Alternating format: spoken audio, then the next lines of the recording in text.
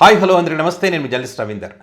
CM సొంత జిల్లా, సీఎంకి సన్నిహితుడైనటువంటి మాజీ ఎమ్మెల్యే కుమారుడు ఇద్దరు కూడా ఒక మహిళా అధికారికి ఫోన్ చేసి బెదిరించారని చెప్పి ఒక ఆడియో పెద్ద ఎత్తున వైరల్ అవుతోంది. సో ఆ ఆడియోతో పాటు ఒక కంపెనీకి ఫోన్ చేసి 8 కోట్ల రూపాయలు డిమాండ్ చేశారని చెప్పి, మరి మాజీ ఎమ్మెల్యే తన భార్య పేరు మీద ఒక ల్యాండ్ కబ్జా కూడా చేశాడని చెప్పి, ఇట్లా రకరకాల అంశాలు ఇప్పుడు తెరపైకి వచ్చాయి. అసలు వాస్తవాలు ఏమిటన్నది ఈ వీడియోలో మనం మాట్లాడుకుందాం. ముందు టాపిక్లో వెళ్ళడానికి ముందు ఆ ఆడియో ఒకసారి మీరు వినండి. Hello madam, good afternoon. చెప్పండి. దీపక్ మేడం. చెప్పండి. నేను క్లాస్ లో ఉంటున్నా. చెప్పండి. సెలెక్ట్ అయిన కంపెనీ తర్వాత ఇప్పుడు నెక్స్ట్ ప్రాసెస్ కి అసలు మొత్తం ఎన్ని ఉన్నాయి ఇప్పటిదాకా మనకు డీటెయిల్స్ ఇవ్వాలి మేడం. అది ఉన్నాయి 355 ఉన్నాయి, కానీ మనం ఈక్వల్ గా షేర్ చేస్తాం అందరికి.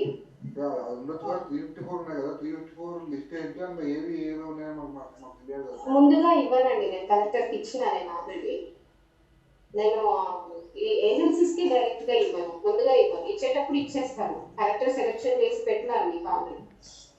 లేదు madam, as per process correct గా ఏమంటారంటే మీకు ఏం కావాలో, మీకు ఇక్కడ ఎందులో కావాలో రిప్రజెంటేషన్ ఇవ్వని అడుగుతాను. ఆ రిప్రజెంటేషన్ కే మీకు ఏం కావాలనేది కూడా సారే చెప్పిండు. DMHO, revenue and collectorate, nursing college, PHC Alampur. Priyanka sir. Sampath Kumar మాట్లాడుతున్నాం. సార్ చెప్పండి సార్. ఏమమ్మా ఉంటావా? ఎక్కడ ఉంటాను సార్? ఉంటాను సార్, ఉంటాను. ఆ లిస్ట్ పంపించమంటే ఎందుకు పంపిస్తారు? నేను ఫోన్ చేసి చెప్తారు సార్. నేను క్లాస్ లో ఉన్నాను ఇంతకు ముందు. ఫోన్ చేసినప్పుడు చేస్తారు. నేను క్లాస్ లో ఉన్నాను సార్. ఇప్పుడు చేసినా కూడా అప్పుడు చూసుకోలేదు. ఎప్పుడు క్లాస్ నుంచి రాగానే సార్ దగ్గరికి మీటింగ్ కి వెళ్ళినా. సరే సరే, ఆ లిస్ట్ పెట్టమ్మా. ఏ కేటగిరీ? నేను బయటికి పెట్టాను సార్. నేను కలెక్టర్ సార్ కి పెట్టినా, సార్ మీకు పెడతాను.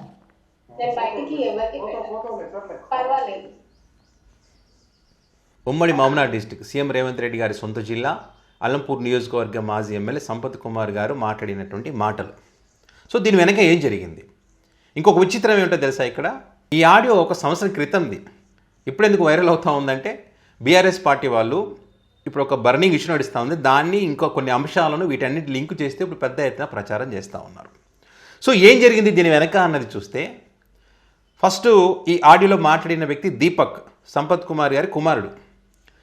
ఈ మెడికల్కి సంబంధించి, అలంపూర్ నియోజకవర్గంలో మెడికల్కి సంబంధించి ఈ మధ్య కవిత గారు ఆ ప్రాంతానికి వెళ్ళి అక్కడ ఉన్నటువంటి 100 పడకల ఆసుపత్రిని పరిశీలించడం కానీ, తర్వాత వారికి జీతాలు ఇవ్వకపోవడానికి సంబంధించి కానీ, ఇట్లా రకరకాల అంశాలు ఆమె ప్రస్తావించడం మనం చూసాం.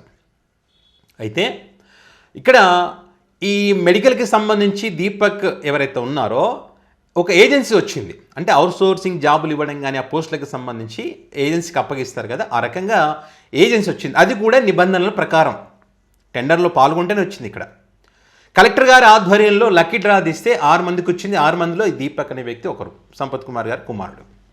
సో అన్నీ క్లియర్గానే ఉన్నాయి ఇక్కడ. అయితే జిల్లా మొత్తం మీద 354 పోస్టులు, ఇప్పుడు ఆడియోలో మాట్లాడినట్టుగా ఏ కేటగిరీలో ఎన్ని పోస్టులు వచ్చాయనే వివరాలు తెలుసుకునేందుకే ఆ వ్యక్తి ఫోన్ చేయడం జరిగింది.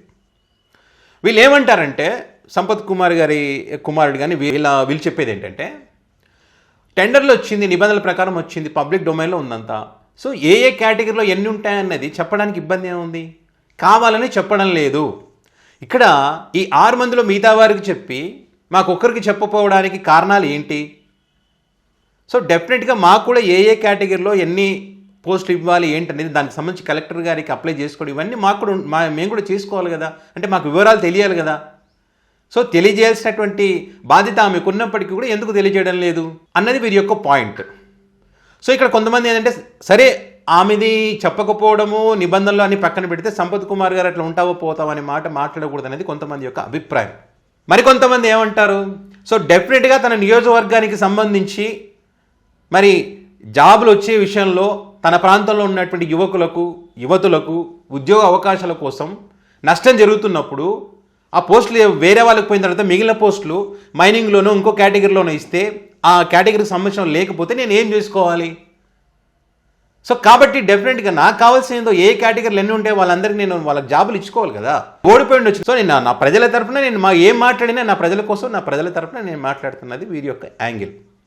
సో ఇది దీని వెనక జరిగింది. మరి ఇదే కాకుండా 9 నెలలుగా జీతాలు కూడా ఇవ్వడం లేదనేటువంటి అంశాన్ని కూడా వీళ్ళు ప్రస్తావిస్తూ ఉన్నారు. సో వీళ్ళు ఏమంటారు, మేము పర్ఫెక్ట్గా అందరికీ జీతాలు ఇచ్చాం.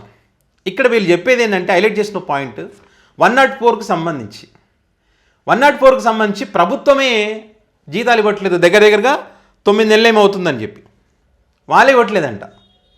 గవర్నమెంట్ బిల్లు ఇవ్వకపోయినా కూడా వీళ్ళు బిల్లు ఇచ్చారంట. మరొక ఇద్దరు మా జీతాలు కట్ చేసుకున్నారని చెప్పి వాళ్ళది కూడా హైలైట్ చేస్తూ ఉన్నారు. ఆ ఇద్దరి కథ ఏంటంటే వాళ్ళకి శాలరీ ఇచ్చినప్పుడు అదనంగా వాళ్ళ అకౌంట్లో డబ్బులు పడింది, అది తిరిగి ఇవ్వమంటే మేము ఇవ్వము అని చెప్పారంట. చెప్పిన తర్వాత వీళ్ళు ఏంటంటే నెక్స్ట్ మంత్ దాన్ని కట్ చేసుకున్నారు. కట్ చేసుకుంటే చూసారా ఈ మంత్ మాకు శాలరీ పడలేదని చెప్పి వాళ్ళు ఆ అంశాన్ని హైలైట్ చేస్తూ ఉన్నారు. సో వీళ్ళు ఇటువైపు నుంచి సంపత్ కుమార్ తరఫున కానీ వాళ్ళ కుమారుడు కానీ ఏజెన్సీ తరఫున వాళ్ళు ఏం చెప్తారంటే మా దగ్గర పక్కా అన్ని ఆధారాలు ఉన్నాయి, పూర్తి ఎవిడెన్స్ అన్నీ ఉన్నాయి, మేము ఖచ్చితంగా వాటిని చూపిస్తామని చెప్పి వీళ్ళు చెప్తా ఉన్నారు. సో డెఫినెట్గా వీళ్ళ ఆధారాలను కూడా చూపించాల్సినటువంటి అవసరం ఉంటుంది. సో ఇప్పుడు బీఆర్ఎస్ పార్టీకి చెందినటువంటి వాళ్ళు ఈ టైంలో ఈ వీడియో అప్పుడు మాట్లాడిన ఆడియోకి సంబంధించి ఎందుకు ఇప్పుడు తిప్పుతా ఉన్నారనంటే, ఇప్పుడు మున్సిపల్ ఎలక్షన్స్ రాబోతూ ఉన్నాయి కదా, ఈ ఎలక్షన్స్ కానీ స్థానిక సంస్థల ఎన్నికలు అన్నిటికీ కలుపుకొని బ్యాడ్ చేయడం కోసం ఇదంతా డ్రామా ఆడుతూ ఉన్నారనేటువంటి అంశాన్ని కాంగ్రెస్ పార్టీ నుంచి చెప్తున్నటువంటి మాట. మరొక విషయం, భ్రమణ అనేటువంటి ఒక కంపెనీ జాతీయ రహదారి పైన రోడ్డు విస్తరణ పనులు చేస్తూ ఉన్నారు. వాళ్ళకి సంబంధించి బెదిరించారు, మారణ ఆయుధాలతో వెళ్ళి బెదిరించి 8 కోట్లు డిమాండ్ చేశారనేటువంటిది వీళ్ళు చెప్తున్నది. సో నిజంగానే బెదిరించుంటే గనక ప్రజల మీద ప్రేమ ఉంటే, ప్రజాస్వామ్యం మీద గౌరవం ఉంటే, ఇప్పుడు బీఆర్ఎస్ పార్టీ ఏదైతే ఒక పేపర్ ఇలా చూపించేసి 8 కోట్లు డిమాండ్ చేశారనేది చెప్తా ఉన్నారో వాటికి సంబంధించిన డీటెయిల్స్ అన్నీ కూడా క్లియర్గా చెప్పవచ్చు, తప్పలేదు. కానీ ఇక్కడ ఈ విషయం ఏంటి, ఇక్కడ పాషా అనే వ్యక్తి భ్రమర అనేటువంటి కంపెనీలో వర్క్ చేసినప్పుడు జేసీపీ వర్క్లు ఉంటాయి కదా, వర్క్ చేసినప్పుడు 13 లక్షల రూపాయలు ఇవ్వాలన్నది. 13 లక్షల రూపాయలు ఇవ్వకుండా వేరే వ్యక్తిని ఆ భాష ప్లేస్లో పెట్టుకున్న కారణంగా ఆ వ్యక్తి తనకు న్యాయం చేయమని చెప్పి పదే అభ్యర్థిస్తే అక్కడ న్యాయం జరగకపోవడంతో సంపత్ కుమార్ గారి దృష్టికి తీసుకుపోవడం, సంపత్ కుమార్ దగ్గర కూడా తన దగ్గర నెంబర్ కూడా లేదంటే భాష నెంబర్ ఇస్తే వాళ్ళకు ఫోన్ చేసి ఈ రకంగా జరిగిందంట కదా, తనకు సెటిల్ చేయండి అని చెప్తే 13 లక్షలు కాదు 8 లక్షలు ఇస్తామని చెప్పిన తరుణంలో ఆ 8 లక్షల గురించి ఓకే అని చెప్పారంట. ఆ 8 లక్షలు 8 కోట్లుగా మార్చారనేది సంపత్ కుమార్ గారు చెప్తా ఉన్నారు ఇక్కడ. నిజంగా ఇప్పుడు సంపత్ కుమార్ 8 కోట్లు కాదు 8 లక్షలు అని చెప్తున్నారు, మీరేమో 8 కోట్లు అని చెప్తున్నారు. 8 కోట్లకు సంబంధించినటువంటి డీటెయిల్స్ కనుక ఉంటే మీరు చూపించిన పేపర్లో కంప్లైంట్కి సంబంధించినట్లు ఏమన్నా సంపత్ కుమార్ పేరు కానీ 8 కోట్ల రూపాయలు డిమాండ్ చేసినట్టు కానీ ఏదైనా ఉందా, దానికి సంబంధించిన ఆధారాలు బయట పెట్టచ్చు. అండ్ అదేవిధంగా మారణాయుధాలతో దాడి చేశారని మీరు ఏదైతే చెప్తా ఉన్నారో, ఎవరు వెళ్ళారు, ఎక్కడ దాడి చేశారు, దానికి సంబంధించిన ఇప్పుడు ఎక్కడ పడితే అక్కడ సీసీ ఫుటేజ్లు ఉంటాయి. సో వాటికి సంబంధించి కానీ ఆ బెదిరించిన సంగతి కానీ ఏమైనా ఏ ఆయుధాలు తీసుకుపోయినా దానికి సంబంధించి కూడా బయట పెట్టచ్చు. అండ్ ఇంకొకటి, మీరు ఏదైతే భ్రమర అనే కంపెనీ చెప్తున్నారో ఆ కంపెనీ చెప్పట్లేదు ఇంతవరకు. అవును నిజంగా మమ్మల్ని భయపెట్టించారు 8 కోట్లు అడిగారని చెప్పి ఆ కంపెనీ చెప్పట్లేదు. వాస్తవం అయితే ఆ కంపెనీ కూడా చెప్పాలి కదా. ఇప్పుడు నేషనల్ హైవేలో వర్క్ చేస్తూ ఉన్నారంటే అంత ఆషమాషిగా ఉండదు కదా కంపెనీది. సో వాళ్ళు కూడా చెప్తారు కదా. సో వాళ్ళు చెప్పకపోయినా వీళ్ళు చెప్తా ఉన్నారు. సో వీళ్ళ దగ్గర ఏమో పక్క ఆధారం. ఇప్పుడు సంపత్ కుమార్ గారు ఒక ప్రెస్ మీట్ పెట్టి ఆ భాషను పక్కన కూర్చోబెట్టి ఆ వ్యక్తి మాట్లాడాడు. అసలు ఈయనకి సంపత్ కుమార్ గారికి ఏం తెలియదు, నాకు న్యాయం చేయమని నేనే వచ్చానని చెప్పి భాషనే మాట్లాడాడు. అండ్ అది ఇంకొకటి కూడా, సంపత్ కుమార్ గారి భార్య పేరు మీద ఏదో ల్యాండ్ కబ్జా చేశారు, ఆయన పేరు ఉందని చెప్పి. సంపత్ కుమార్ గారు ఏం చెప్తారంటే ఆ ల్యాండ్కి సంబంధించి ఇంటర్ క్యాస్ట్ మ్యారేజ్ చేసుకున్నప్పుడు అందులో భాగంగా నాకు వచ్చిందనే విషయాన్ని ఏదో ప్రెస్ మీట్లో నేను చెప్పడం జరిగింది. సో మరి అది నిజమా కాదనేది మీరు నిరూపించాలి. ఇప్పుడు పాత వీడియోలు పట్టుకొని ఇప్పుడు ఆధారం లేనటువంటి అంశాలను పట్టుకొని ఏదో హడావిడి చేసేసి ప్రజలను తప్పుదో పట్టించడం అవుతుంది. నిజంగానే తప్పులుంటే కనుక ప్రాపర్ ఎవిడెన్స్తో మీరు ప్రెస్ మీట్ పెట్టండి, దానికి సంబంధించిన డేటా చూపించండి, ఆడియో కాల్స్ కానీ వీడియో కాల్స్ కానీ అన్నీ బయటపెట్టి చూపిస్తే ప్రజలకు కూడా బాగుంటుంది. అంతే తప్ప ఇక్కడ అలంపూర్ నియోజకవర్గాల్లో ఈ బెదిరింపులు అనేటువంటివి, మారణాయుధాలతో వెళ్ళారనేటువంటివి ఇలాంటివి ఎప్పుడూ లేవు. ఇప్పుడు చెప్పడం వల్ల ఏమైందంటే భయభ్రాంతులకు గురయ్యేటువంటి అవకాశం ఉంటుంది. ఎప్పుడు లేనిది కొత్త ఏంటి అనేది. నిజంగా వాస్తవంగా జరిగితే డెఫినెట్గా పెట్టండి. అండ్ ఇంకొకటి కూడా, ఇసుక మట్టి. సంపత్ కుమార్ గారు ఏమంటారు, 6 నెలల నుంచి ఇసుక లేదు మట్టి లేదురా నాయన, ఎక్కడ జరిగినట్టు అవినీతి ఎక్కడ జరిగినట్టు అంటున్నారు. మరి నిజంగానే అవినీతి జరుగుతూ ఉంటే, ఇసుక తరలిస్తూ ఉంటే, మట్టి తరలిస్తూ ఉంటే, మరి మీరు ఆ పర్యావరణాన్ని కాపాడాలనుకుంటే సో డెఫినెట్గా మీరు కాపు గాయండి. నైట్ పోతుందా, పగలు పోతుందా, ఎక్కడ పోతుంది, ఎవరు తీసుకుపోతున్నారు ఏంటి. సంపత్ కుమార్ గారు ఏమో నేను ఎక్కడ పోవట్లేదు, మట్టి 6 నెలల నుంచి లేదు, ఇసుక 6 నెలల నుంచి లేదని చెప్తా ఉన్నాడు కదా. మరి మీరు నిజంగా పోతుందో లేదో మీరు నిరూపించండి. అప్పుడు నిరూపిస్తే కదా ప్రజలు నమ్ముతారు. సో ఇవి చెప్పాల్సినటువంటిది ఇక్కడ. ఇవి చెప్తే డెఫినెట్గా సంపత్ కుమార్ది తప్పు అవుతుంది, ఇసుక దోపిడీ అవుతుంది, మట్టి దోపిడీ అవుతుంది, 8 కోట్లు కూడా మరి బెదిరించినట్టు అవుతుంది వాటికి సంబంధించిన ఆధారాలన్నీ పెట్టకపోతే అనవసరమైనటువంటి ఆరోపణలు ఇప్పుడు మున్సిపల్ ఎన్నికల కోసం ఆడుతున్నటువంటి డ్రామా అనుకోవడానికి అవకాశం ఉంటుంది. సో మరి దీనికి సంబంధించి మీ అభిప్రాయాన్ని కామెంట్ రూపంలో పెట్టగలరు. Thank you.